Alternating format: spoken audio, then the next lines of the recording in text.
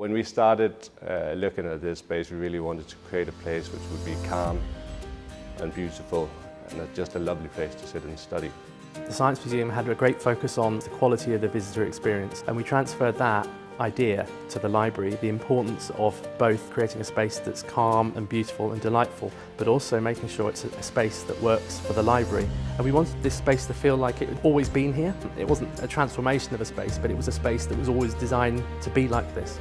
We saw the potential for an amazing space because it had volume, it had interesting proportion.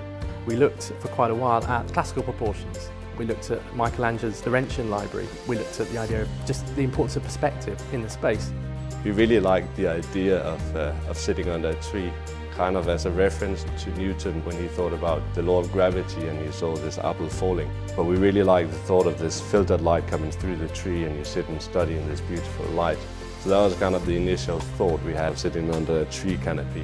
Then when we went on, we kind of looked at, okay, how can we actually create this feeling and how can we create a filtered light? And we started looking at the punch cards of Jacquard loom. The punch cards were kind of the precursor for the binary language of computing. So a really, really important kind of step in the history of science. We looked at these patterns that you have in these punch cards and we developed these patterns and perforated panels which create this double light that you get through leaves, and that's basically what we've created in this space. The most kind of interesting moment for me was the first time I came here and the direct sunlight actually came through and I saw it kind of trucking across.